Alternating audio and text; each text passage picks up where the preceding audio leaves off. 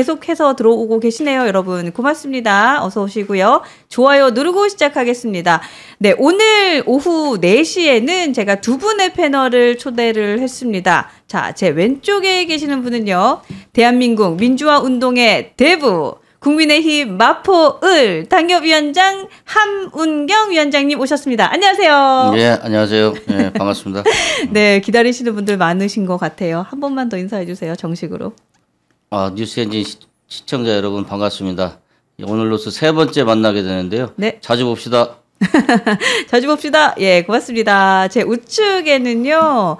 이분도 여러분들 많이 기다리셨죠? 네, 청년 정치로의 세대교체 최전방 선수, 또 어떤 분은요 최전방 공격수다 이렇게 얘기하시더라고요. 네, 김준호 전 대변인 오셨습니다. 안녕하세요. 네, 안녕하세요. 네, 안녕하세요. 김준호입니다. 혹시 두 분은 어떠세요? 두 분은 좀 자주 뵀던 사이세요? 어때요? 뭐 당에 와서 자주는 못 봤지만 우리 척 보면은 이제 상대방을 읽을 수 있잖아요. 네. 예, 아주 제가 좋아하는 후배입니다. 네. 아니 우리 전 대변인님이 오늘 먼저 오셨었는데 예. 우리 위원장님 오시기 전부터 예. 진짜 같이 방송해서 너무너무 좋다고 계속 얘기하시더라고요. 네. 개인적으로 너무 영광입니다. 사석에서도 이제 종종 뵙고 하는데 네. 사실 너무 좋아하고 또 너무 존경하고 대한민국 현대사에서 또 함은경 위원장님 이름을 뺄 수가 없지 않습니까? 그렇죠. 거기에 또 사석에서는 또 저희가 연배 차이가 조금 남에도 불구하고 네. 너무 친형 같고 너무 즐겁고 유쾌하신 부분이 많으셔가지고 아마 제가 알기로는 이제 젊은 당협위원장들이 가장 좋아하고 가장 곁에 있고 싶어하는 당협위원장이라고 저는 확신합니다. 네, 너무 좋아합니다. 너무 네. 과찬을 하셨는데. 네. 그러니까 매력적인 그 부분이 있는 것 같아요. 매력에 빠져드는 거 있는 것 같아요. 네. 아니에요? 네, 너무 띄워주면 안 됩니다. 우리 위원장님이 띄워드리는 거에 약하시네요. 네. 오늘 공격 포인트는 띄워주기다.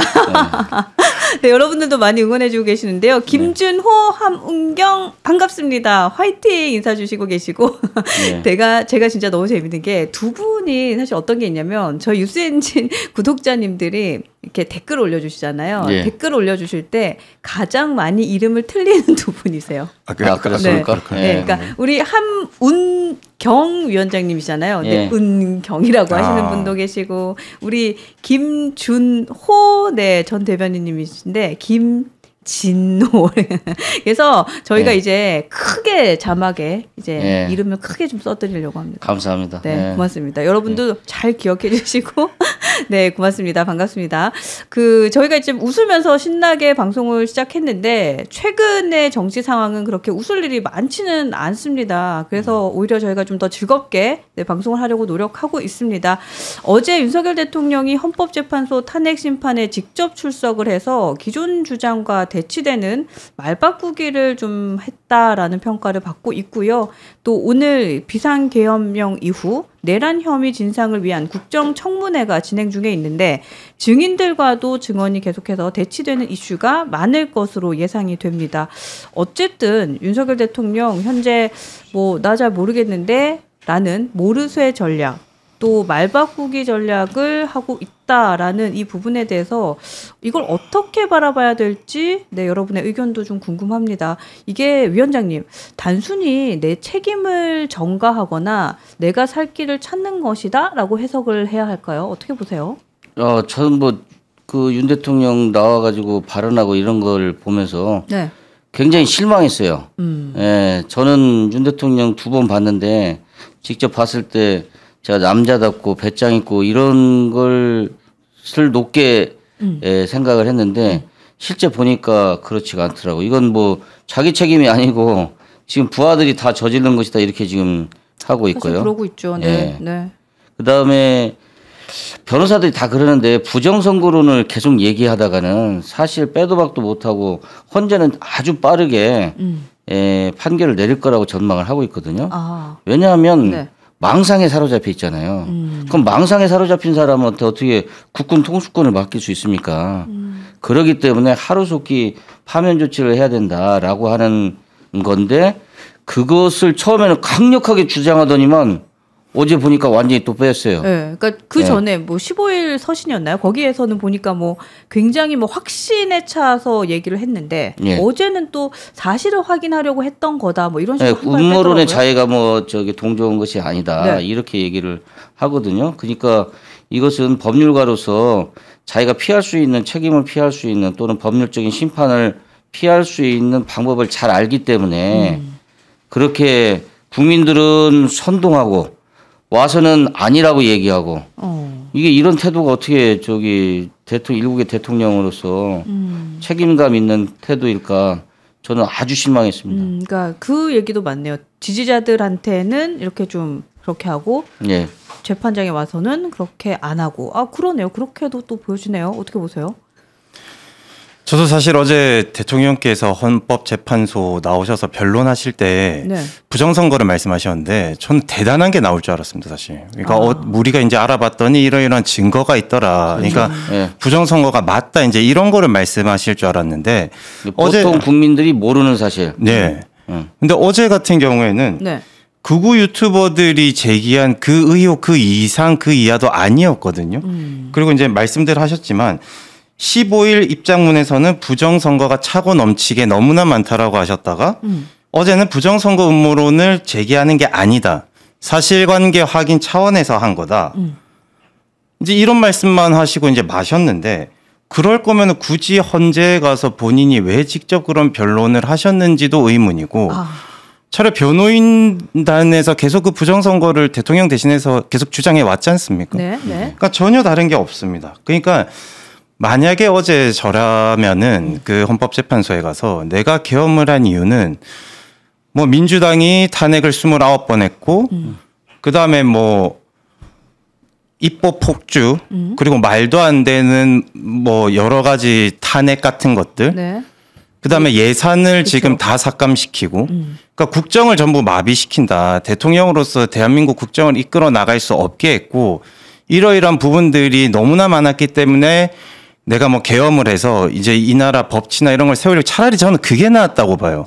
가서 한 말이 고작 부정선거 얘기만 하다 나오신 게 우리 하문경 위원장님이 말씀하신 것처럼 무슨 전략으로 가셔서 그렇게 하셨는지는 모르겠지만 그 망상에서 본인이 못 빠져나올 것 같습니다. 저는 끝까지. 그러니까 망상이라는 건 두 분 다 동의를 하시네요. 지금 망상을 하셨죠. 저희 이제 제가 어제도 이제 윤 대통령을 지키지 않은 또 그 아는 후배 변호사가 있는데 그 친구도 이제 그렇게 얘기를 하더라고요. 토요일이면 다 나온다. 그래서 토요일이 무슨 얘기야? 그랬더니 스카이데일리에서 뭐 공표를 하기로 했다. 그래서 그것이 맞으면 증거가 나오면 완전히 이기는 거고 그렇지 않으면 지는 거다 이렇게 얘기했는데 사실상 윤석열 대통령이 아주 코너에 몰렸던 부정선거론을 확 불러일으켰거든요. 그걸로 해서 온 국민들이 저는 뭐 그전에 그렇게 멀쩡하게 생각했던 사람들조차도 요즘 막 저한테 와가지고 부정선거가 맞다고 이렇게 얘기하는 게 너무나 많은데 거기에 또 불을 붙인 게 스카이데일리가 이제 토요일까지 다 그 결과가 나온다는 거 아닙니까? 그래서 그래 토요일까지 한번 지켜보자 이랬는데 분명히 저는 토요일날 안 나오고 그 다음 주 토요일날 또 나온다고 할 거고 그래서 영원히 휴거는 계속 예정돼 있지 실제로 일어나지는 않을 것 같아요. 근데 이런 상황을 만들어 놓고 어제 현재에서는 쏙 자기는 빠진 거거든요. 아니다 나는 부정선거론 얘기한 게 아니다. 그냥 사실 확인을 하려고 했던 것뿐이다라고 해서 법률적으로는 자기는 부정선거론자가 아니라고 하는 것을 주장하려고 했던 거거든요. 굉장히 저는 좀 다들 비겁하다고 봐요. 그냥 그게 비겁하다라는 시선으로 끝인 걸까요? 그러니까 예를 들어서 이게 혹시 다른 뭔가 스텝으로 가기 위한 전략적인 이슈는 없을까요? 어때요? 그런 건 전혀 없을까요? 지금 사실 본인께서 대통령께서 지금 계엄을 하시면서 그 직후에 나온 포고령 자체만으로도 이미 빠져나올 수 없다라는 게 지금 법조인들의 중론이지 않습니까? 그렇죠, 사실은. 그 포고령도 자기가 한 게 아니라잖아요. 그러니까 그것도 내가 한 게 아니다. 그러니까 지금 이제 와서 이제 여러 가지 수단과 방법을 가리지 않고 이제 피해 나가시려고 하시는데 그게 지금 이제 와서 무슨 의미가 있고 이게 이 상황을 어떻게 헤쳐나가시려고 이런 변론을 하시고 이런 전략을 세우셨는지에 대해서 도무지 알 길이 없습니다. 네. 그러니까 이제 저희 같은 사람들은 이제 저기 탄핵 찬성한다고 하고 막 저 데모 나가자고 하는 사람, 데모하러 가는 사람들 앞에서 그 사람들이 내란 수계 막 이런 얘기하면은 가슴이 콱 막히거든요. 왜냐하면 내가 뽑은 대통령이라 참 변론하기도 어렵고 그런데 저는 기본적으로 대통령이 이번 재판이나 내란죄 수사나 또는 헌재 재판이나 좀 당당하게 했으면 좋겠어요. 그리고 자기가 모든 책임을 졌고 자기가 이런 판단하에서 했는데 이것이 불가피하게 헌법에 위반되고 내가 탄핵받을지언정 나는 이걸 바로잡고 싶었다라고 얘기하는 게 나는 확실한 태도라고 생각해요. 근데 지금 하는 건 진짜 애매모호할 뿐만이 아니라 국민들을 선동해 놓고 자기는 빠지겠다라고 하는 비겁한 행태를 보였을 때 과연 나중에 어떤 대통령으로 기억될까 저는 심히 걱정됩니다. 그래서 제가 투표했던 대통령으로서 국민들에게 자기가 보여주고 싶은 모습을 좀 보여줬으면 좋겠다. 우리가 제가 그리는 대로 그런 모습을 보여줬으면 좋겠다 이런 생각을 합니다. 써니 주디님께서 살다 처음 봤네요. 뭐 이런 글도 주시고 영님께서는 아까 그 글 주시더라고요. 아유 자비로우셔라 어떻게 이렇게 범죄도 양보를 하시지 뭐 이런 글도 주셨습니다. 근데 지금 윤석열 대통령하고 비슷한 행보를 보이고 계시는 분도 있는 것 같아요. 오늘 청문회에서 이상민 전 행안부 장관이 선서도 안 하고요. 어떠한 말도 안 하더라고요. 자, 이건 어떻게 보시는지 궁금한데요. 지금 사진 보시면 아시겠지만 다 일어나서 이제 선서를 하고 있죠. 근데 혼자 앉아 계세요. 그러니까 그냥 와서는 앉아 있지만 그냥 몸만 앉아 있는 거죠. 그 어떠한 것도 하지 않으시더라고요. 이분도 지금 결을 같이 하고 있다라고 보는 게 맞나요? 어때요? 우선 이제 뭐 이상민 전 장관이 되셨고 그다음에 이제 뭐 내란의 이제 동조자 가담자로 이제 수사를 받고 있는데 지금 국조특위에 나온 거는 이제 부르니까 나왔고 나는 할 말 없다. 나는 내 재판 받고 있고 내 수사 받고 있기 때문에 내가 뭐 여기서 이 자리에서 말하는 것 자체가 사실 재판이나 수사에 악영향을 끼칠 수 있지만 국회에서 불렀기 때문에 그거에 장단은 내가 맞춰줄게. 그냥 딱 이 수준이라고 생각합니다. 선서도 안 했고 지금 계속 진행되고 있는데 증언을 계속 거부하고 있거든요.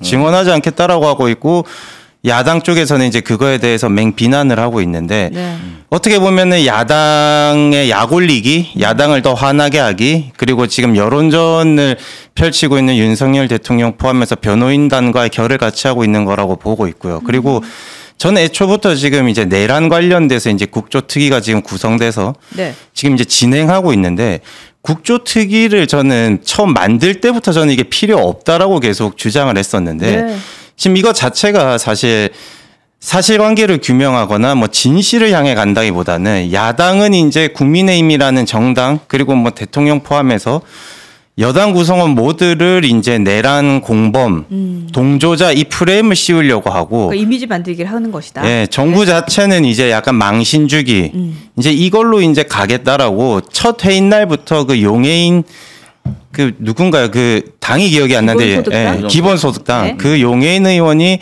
벌써 너네는 내란 동조범들 아니냐 이러면서 말할 자격이 없다라는 식으로 첫 회의 때부터 포문을 열었습니다.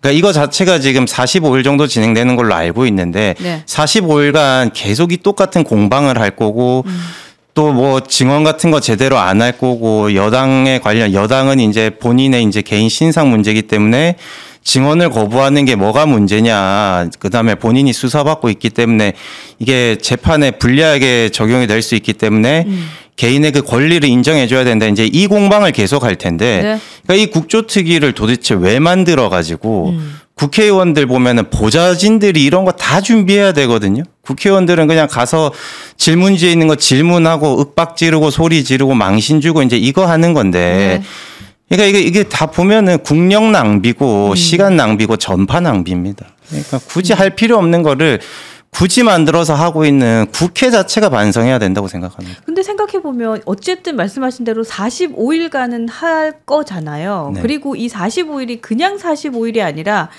조기 대선으로 가고 있는 시간에 포함한 45일이잖아요. 네. 그러면 이 45일 동안 국민의힘도 그렇고 더불어민주당도 그렇고 이 시간을 국민들에게 이걸 통해서 또 보여줘야 되는 메시지는 있을 것 같아요.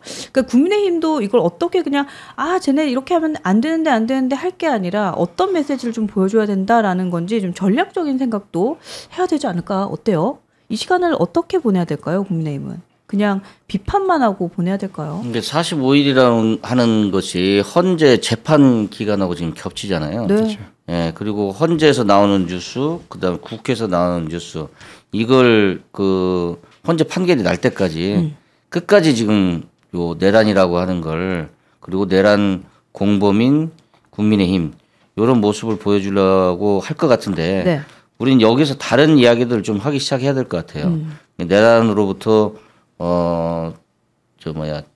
우리가 뭐 사실 뭐 내란을 방조하거나 내란을 뭐 일으키거나 그런 정당은 아니었잖아요. 애초 그렇죠? 시작이 네. 우리가 네.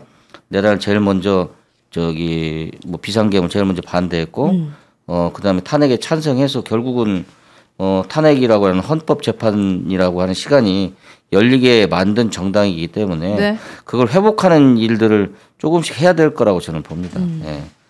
어때요? 우리 전 대변인님 보시기에서는 지금 국민의힘의 지도부에서는 이 시간을 어떤 정당으로 좀 보여주기 위한 어떤 노력이 필요하다고 생각이 드세요? 저는 전략이 없을 거라고 생각합니다. 전략이 없을 것 같다. 45일 동안 그냥 문개기 전략으로 갈 것 같습니다.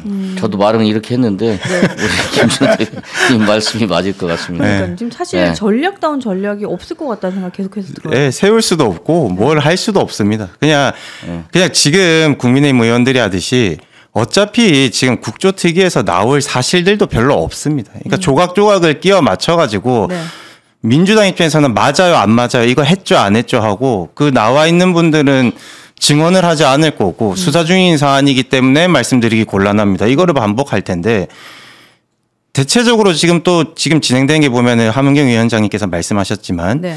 헌법재판소에서 나오는 뉴스들이 있을 거고 국조특위에서 나오는 뉴스들이 있을 텐데 쏟아져 나오겠죠. 사실 공수처가 됐든 검찰이 됐든 헌법재판소에서 나오는 그 탄핵 당사자인 대통령에 관한 뉴스가 훨씬 더 중요도를 가지고 있는 것이지 국조특위 관련돼서는 별로 큰 관심사도 저는 무게감이 그렇게 있지도 않다라고 생각합니다. 그러니까 국민의힘 입장에서는 뭉개고 네. 시간 보내고 네. 어쨌든 거야기 때문에 마지못해 만들어진 국조특위니까 마지못해 참석하는 거고 그거에 대해서 이제 의견이나 증언 거부하는 거에 대해서는 이제 좀 방어를 해주는 수준. 그러니까 그거는 어떻게 보면은 증언을 거부하는 것 자체만으로도 그 개인의 인권이 또 관여가 돼 있는 거고 그건 또 합법적인 부분도 있거든요, 그렇죠. 사실. 네. 그러니까 그 수준으로 가지 특별히 그 안에서 국민의힘이 뭐 진실을 다가가기 위해서 뭐 증언을 이렇게 하세요, 저렇게 하세요, 성의 있게 하세요. 저는 이렇게 하진 않고 예, 처음에 말씀드린 것처럼 그냥 문개기 전략, 시간 보내 그냥 세워라 빨리 가라. 그리고 뭐 너무 이제 상황이 좀 부정적으로 흐르게 된다. 그럼 네. 파행하거나 이런 식으로 계속 반복될 것 같습니다. 그래서 국조특위가 필요 없는 겁니다. 그러니까 1월 설 지나고 나서는 네. 대선 주자들의 발언이 이제 나오기 시작해야 이 중심이 내란 문제가 아니고 다음 대선 문제로 옮겨가면서 그러면서 사실 이 각각에 대해 주자들에 대한 평가들이 나올 거 아닙니까? 그 뭐 비상계엄과 내란에 대한 태도, 그렇죠. 네. 윤석열 대통령에 대한 태도 이런 것들이 나오면서 정리되지 않을까 이렇게 전망이 됩니다. 그것도 네. 그럴 수 있겠네요. 그럼 이제 1월 되면은 한 대표님 나오시나요? 1월이 지나고 설 지나면 나오시나요? 네. 저는 뭐 모든 주자들이 좀 몸을 풀기 시작해야 된다고 봅니다. 그래요. 네, 1월... 발언도 시작하고 네. 그 다음에 비상계엄에 대한 태도를 다시 환기시키고 이런 역할들이 좀 필요하다고 생각합니다. 네. 아니면 그런 것도 괜찮을 것 같아요. 국민의힘에 있는 대권 주자분들이 몸을 풀면서 그 계엄에 대한 뭐 입장이라던가 탄핵에 대한 입장에 대한 질문들을 계속 받을 거 아니에요. 네, 맞습니다. 그랬을 때 어물어물할 때 나오셔도 괜찮을 것 같다. 이런 생각도 좀 드네요. 그게 좀 유리하지 않을까요? 뭐 입장이 확고한 사람들은 먼저 발언할 수 있잖아요. 그러니까 비상계엄 반대를 명확하게 표시한 분하고 네. 아닌 분하고 나뉠 거 아닙니까? 국면 자체가. 네. 그러면서 자연스럽게 뉴스에 초점이 되면서 요 헌재 이야기나 그다음에 뭐 국조 이야기나 이런 것들을 덮고서 그런 미래 권력은 누구냐, 누구를 선택해야 되냐 이런 초점으로 바뀌지 않을까 저는 이렇게 전망을 합니다. 그래요. 그 이상민 장관의 행동이 지금 이제 대권 주자 중에 한 분으로 그 거론이 되고 있는 김문수 장관하고의 그 약간 뭐 그런 염두를 하고 저런 행동을 하는 건가라는 생각도 좀 들어요. 그러니까 이런 거죠. 저렇게 윤석열 대통령에게 우호적인 혹은 같은 생각을 결을 갖고 있는 사람이 지지를 받네라는 생각을 좀 여파가 미쳐져서 저렇게 행동을 하는 걸까라는 생각도 좀 들어요. 어때요? 이상민 장관께서 지금 그렇게까지 길게 대답오지는 않을 것 같고요. 사람이 전부 궁지에 몰리면 사실 생존만 생각하게 돼 있어요. 생존에 대한 본능이다. 저는 뭐 그렇게 봅니다.